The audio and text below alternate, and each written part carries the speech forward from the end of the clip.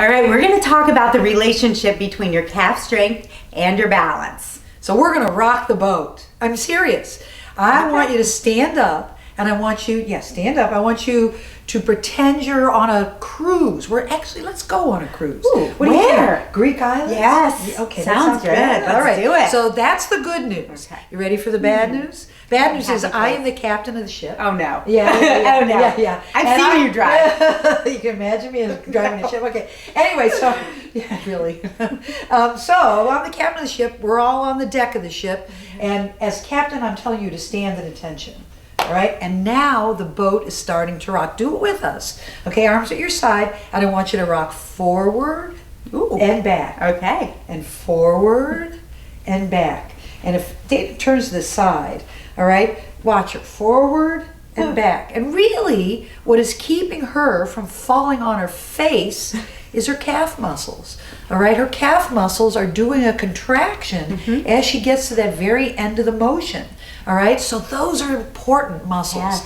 All right, and how do you know if you're weak in your calf? There's such an easy test. Okay. So I want you to face me. Okay. And you can put your hands on my hands. Okay. All right. And if you're doing this at home, you can put your fingers on a wall. Okay. What you can't do is push into down. my hands. Okay. So if you push into my hands, I'm going to stop the test. Okay. All right. And on one leg. Oh, one leg. One leg. I want you to go up on your toes. Okay. Keep going. One.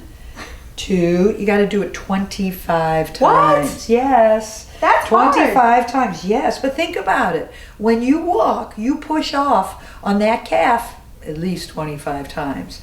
All right? So you don't have to do all 25 now. But do that test. Do it on each leg because it could be totally different. All right? So if you don't do that, you can be at risk for falling because the calf muscle has to be strong. Now, not only does it need to be strong, it also has to be flexible. So this is McKagni's work, who looked at the flexibility, all right, in the person's ankles. So let me show you how you know if your ankles are flexible. Okay. So come on up here, Dana. Okay. So you can do this on the floor, you can do it on your bed, but you need to have your knees straight. And you can do it sitting with your legs straight out, but I think it's better like this. And what I want you to do is bend your ankle back as far as you can. And Dana's fabulous. You know that you're fabulous. Anyway, some of you will only be able to get to neutral. Can you see where that is? It's that 90-90 angle. What you want to be able to do is go past it, really by about 10 degrees. Wow. But Dana definitely has that. If you're stuck here, you definitely need to listen to the exercises for stretching. If you fail the test going up on one leg, you need to do the exercises for strengthening. So the good news is it can be fixed. That's so what fantastic. do they need to do? Yes. Well, I bet you can guess the first exercise. It's going to be going up and down on your toes. But let's make sure we're doing that properly. So try to do it without holding on, but if you need some support, light support like you did for the test, that's just fine as well. And you want to make sure you're rolling through your whole foot. Often I see people let their ankles roll out as they go up on their toes, or you bend your knees a little to propel yourself up. So your knees, like you said, they have to be straight. So your knees are going to be straight, and you're going to rise up as high as you can on your toes.